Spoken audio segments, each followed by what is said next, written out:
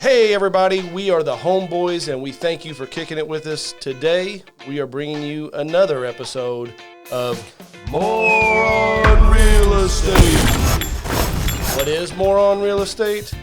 That is where we come after the internet and we take down the posers, posting all that bogus content about how they're a guru at real estate and how they know this and how they know that.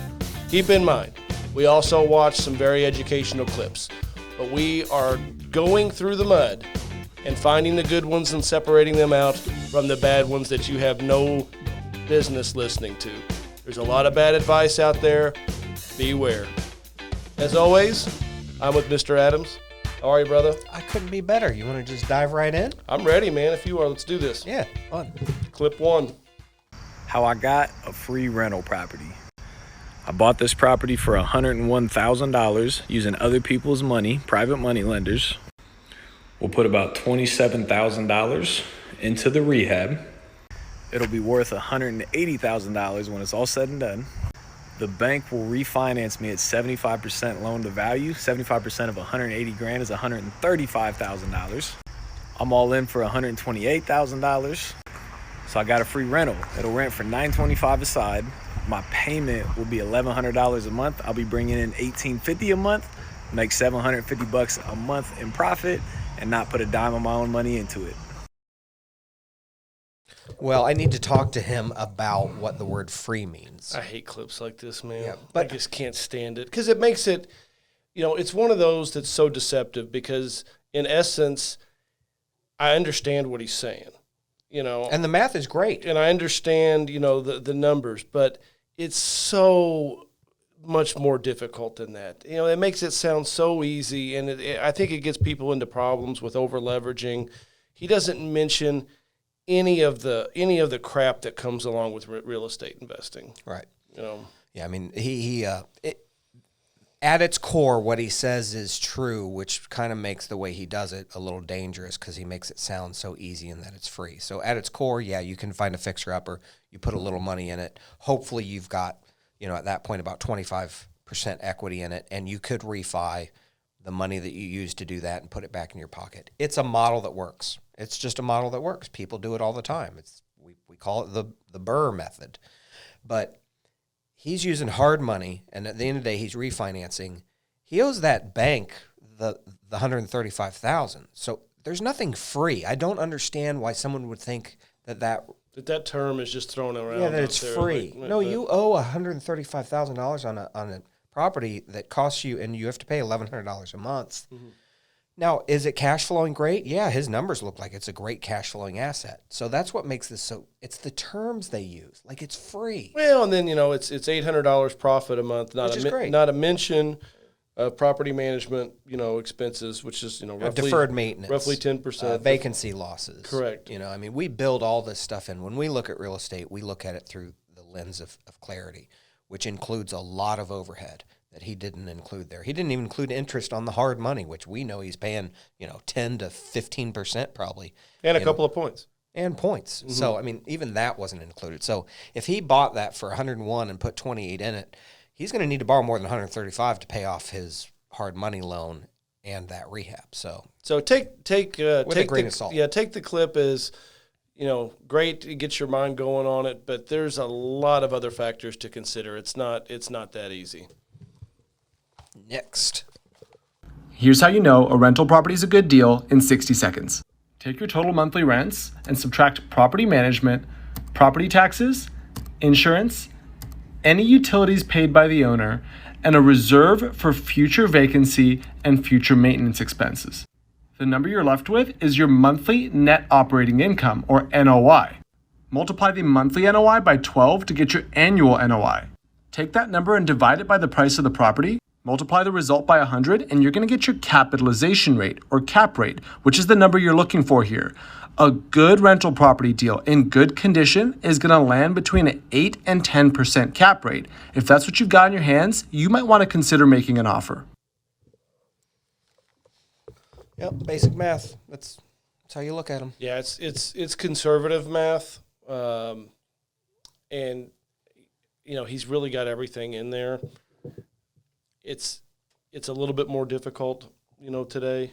A net. I mean, this is a net cap rate of 8 to 10%. Right. I good neighborhoods, good properties in good neighborhoods, 8 to 10% cap rate net. Sign me up. Yeah, I guess that. Sign me up. Yeah, to chase 8 or just be careful, because if you're getting 8 or 10% in today's market, there's a good chance that you are not in an area where you want to be, and that 8 or 10% is only going to be on paper. It won't be real. It'll get eaten up by vacancies, and no matter what you build in for deferred maintenance and vacancies, you won't cover it. So what do you mean? So I know what you mean, but I think it's important that people understand. So why is it only on paper? What happens? Well, it's the cycle of death. You get a tenant that moves in, they can't pay, you just kick them out, and then you have to fix it up again, get a new tenant in, they can't pay. The people at these lower tier homes have the average tenancy is under like 5 months in those. So you're constantly burning and churning. The cycle of death. It is. It's awful. You can never get out of it. So, yeah. If you could get these returns in a really good area, absolutely buy that house. Right now, you'll need to bend a little. I would rather make 7%, 6% even on a really good house in a good area right now than I would try to chase that 8 or 10 into some questionable stuff. So just be careful. Don't chase garbage properties. You're a smart man. Next up. This is the best time ever to invest in real estate. We're in a once-in-a-lifetime opportunity. If this were normal times, inflation would be 3%, but interest would be 5 to 7%, meaning in reality it costs you 2 to 4% on your money. But right now, inflation is 10% or higher, and interest rate is 3 or 4%, literally meaning you can borrow money for free, or you're making money on the money you borrow. Yeah, there's a little danger to what he said, but it's actually fundamentally true. So during inflationary times, the secret that most people don't understand is that the wealthy aren't hurt by inflation very much, because they own a lot of assets and their wealth goes up faster. I don't like it. Yeah. I don't like it. It's true though. But he started off with, this is the best time ever to invest in real estate. Right. I mean that's where I'm going. Okay, that part might be true. I understand the inflation and the cost of money. I mean, that part is true. Whether it's the best time to buy real estate. Disagreeing with me, man? Like what's up? Well, here's the thing. It's to me, it's always the best time to invest in real estate, and it's also never the right time. There's always issues, and there's always a reason to buy. I don't know. It's so hard to time a market. I believe, and you believe, in long-term investing in real estate. So when do you do that? As soon as you can. I agree. So there's a part of me that agrees in some ways that it's the best time. I know what you're saying. Well, been doing it long enough.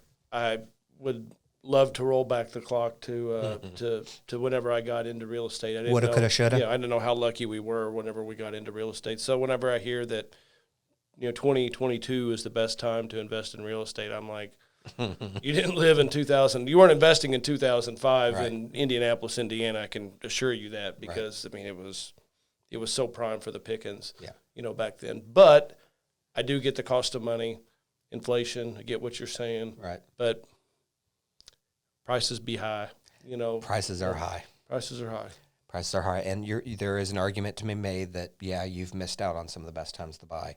You and I talk about it a lot. You're the one who quotes it a lot, which is Warren Buffett. When there's blood in the streets, you buy. Meaning when the market is down is when you buy. But you just can't always sit on the sidelines. The windshield's a hell of a lot bigger than the rearview mirror. You got to keep going forward. So I feel like, I know it's cliche, but I feel like the best time to buy real estate is always now. All right. Don't ever disagree with me again. How dare I? Hey, I want to buy your property for $90,000. Okay, sure. Here's my signed contract. Thanks. Hey, I want to sell you a property for $120,000 that I have under contract. Looks like I can fix it up and sell for good profit. Sure, I'll buy it. Here's the executed contract. So you're buying his property for $90,000 and then you're assigning to him for $120,000? Yep, it's called wholesaling. I get a commission for finding the deal, putting it under contract, and then finding a buyer. I'll be making $30,000 without risking any of my own money. Oh, that's pretty smart. How'd you hear about this? I heard it from Sharon. She's helping me become financially free, and that's why I follow her. I'm so sick of wholesalers. I'm so sick of it. I know I'm just so sick of it. I feel like there's a responsibility we have to each other in this world, which is if you could sell that guy's house for $120,000, why are you ripping him off and giving him 90 when you have no intent to even close on it? You don't have $90,000 to buy it.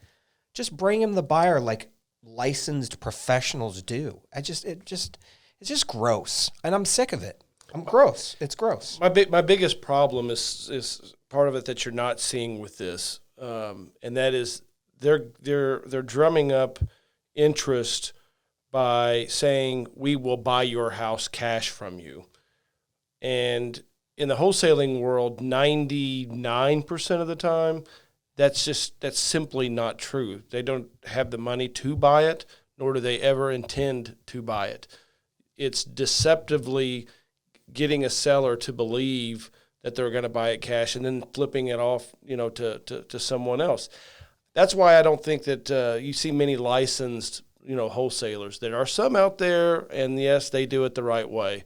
I mean, I guess it can be done, but I just think it's so gray that, as a licensed professional, I have a fiduciary duty to my client to maximize their bottom line. And if I'm selling something that I know that I'm making, 30 G's is her example, I think, I'm ripping them off, quite frankly. And it's deception. It's just gross. I'm sick of it. We buy from wholesalers, and the truth is, I don't care what someone's making on a house. I don't care. As long as I'm buying it for the numbers that work for me, I don't care. You make whatever you make. Fine. People bring, we buy 3+ houses a month from wholesalers. I got no problem buying from them. I just think it's gross what they do because, like she said, she offered them a contract for $90,000 that she has no intent or ability to actually do. So why did you sign your name and sign a contract that you're going to buy a house for $90,000 when you can't? All these wholesalers that bring us these houses, they can't buy it. They need my money. They need your money. Mm-hmm. They need our money to perform. They're liars. Like I said, there's a few. I want to say that there are some people out there that within the industry that I think that are doing it kind of ethically. I know one particular wholesaler that they buy most of their deals. Oh, that's true. They do, and then they do it. I'm okay with that. Well, of course you're okay with it because there's nothing wrong with it. Of course, they are buying it with cash. Correct. They're advertising. Yeah. They're doing it what I call the right way. Right. My other biggest problem is, man, this market is so saturated with wholesalers. And if you own a home, why on God's green earth would you be contacting a wholesaler right now? You could list your property in the MLS for $30,000 more than it's worth, and it'll sell in 24 hours. Don't you take the $30,000? Don't give it to this idiot that's going to line their pockets by deceptively going and saying, "Hey, I'm going to buy your house cash." Sell it. Yeah, but do you know why they're calling them? I can tell you why. Because they don't know they're wholesalers. Because the wholesaler's lying to them, saying we buy your house cash. Correct. No, you don't. You're a liar. Right. Call a licensed professional. Yeah. Sell your house. If you're in the absolute worst real estate market this world has ever seen, maybe there's a place, for this type of activity. But I can guarantee you this is the worst possible time. Anyone that owns a home should contact a wholesaler. Don't do it. Next. All right, that's it for today. That is it for this episode of Moron Real Estate. He got a little worked up today. He's hot under the collar. I'm going to have to calm him down. I'm going to get him out of here. I'm going to get him a drink. We're just going to kind of lay low for a while. It's all going to be okay? It's going to be okay. All right, good. I'm ready for a drink, though. Yeah.